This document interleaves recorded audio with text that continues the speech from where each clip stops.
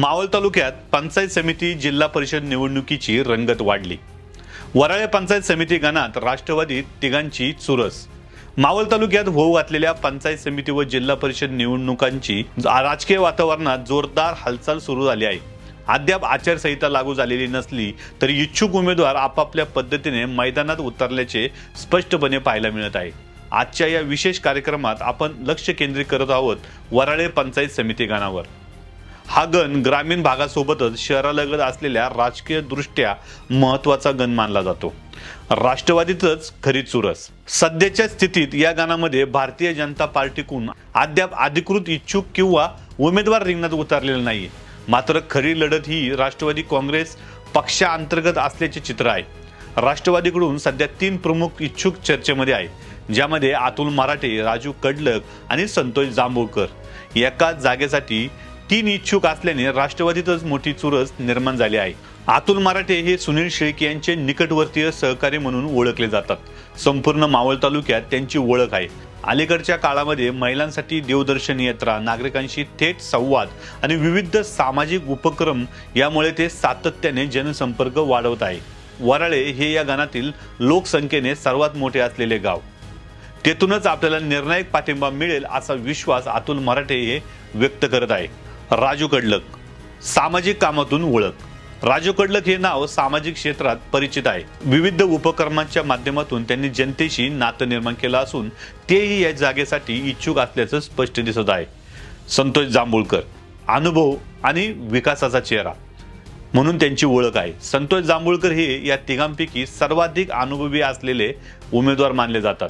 सुमारे 20 वर्ष राजकारणात सक्रिय असलेले संतोष जांभूळकर हे जांभूळ ग्रामपंचायतचे सरपंच राहिले असून त्यांच्या कार्यकाळात जांभूळ गावाला आदर्श गाव पुरस्कार मिळाला आहे। कृषी, प्रशासन आणि विकास कामावरील आणि तसेच लोकांशी असलेला दांडगा संपर्क यामुळे त्यांची संपूर्ण मावळ तालुक्यात ओळख आहे। तेही सुनील शेळके यांचे विश्वासू सहकारी मानले जातात। तर उमेदवारी कोणाला? खरा प्रश्न हा आहे की या तिघांपैकी राष्ट्रवादीची उमेदवारी कोणाला मिळणार? 3 इच्छुक हे आमदार सुनील शेळके यांचे जवळचे मानले जातात। अंतिम निर्णय हा त्यांच्याच हातामध्ये आहे। दरम्यान आसपासच्या गावांमध्ये चर्चा अशी आहे की अनुभव आणि विकासाच्या जोरावर संतोष जांभूळकर यांचा विचार व्हावा अशी नागरिकांची भावना आहे। विशेष म्हणजे संतोष जांभूळकर यांनी ही आपली शेवटची निवडणूक आहे असं स्पष्ट केलं आहे। त्यामुळे भावनिक वातावरणही तयार झालेले आपल्याला पाहायला मिळतात। जांभूळ गावचा स्वतंत्र विकास व्हावा, प्रशासन अधिक सक्षम व्हावी, योजनांचा लाभ थेट गावकऱ्यांपर्यंत पोहोचवावा या उद्देशाने काणे ग्रामपंचायत पासून जांभूळ ग्रामपंचायत वेगळी करण्यासाठी संतोष जांभूळकर यांनी सातत्याने प्रयत्न केले।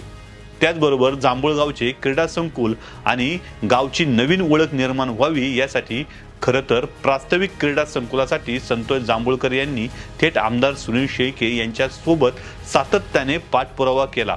गणामध्ये ग्रामीण मतदारसंघाचे वर्चस्व अधिक असल्यामुळे मतदारांमधून एकच महत्त्वाचा सूर आता ठळकपणे पुढे येताना दिसत आहे। ग्रामीण भागातील नागरिक हे स्पष्टपणे म्हणताना दिसतात की मोठ्या गावांना यापूर्वी 2-3 वेळा सत्तेतील पदाचे प्रतिनिधित्व मिळाले आहे। मात्र जांभूळ असो, ब्राह्मणवाडी, साते यासारख्या ग्रामीण भागातून आजवर कोणालाही मोठी संधी मिळालेली नाही। याच पार्श्वभूमीवर ग्रामीण भागाला न्याय मिळावा आणि प्रत्यक्ष जमिनीवर काम करणारा नेता पुढे यावा अशी भावना आता गावोगावी बोलून दाखवली जात आहे। आमदार सुनील शेळके यांची कसोटी। येणाऱ्या काळात आमदार सुनील शेळके हे कोणाला संधी देतात हे पाहणं खरं तर खूप महत्त्वाचं ठरणार आहे। ही निवडणूक त्यांच्या राजकीय निर्णय क्षमतेची एक मोठी कसोटी मानली जाते। तुमचं मत काय? वराळे पंचायत समिती गणातून राष्ट्रवादीची उमेदवारी कोणाला मिळावी असं तुम्हाला वाटतं?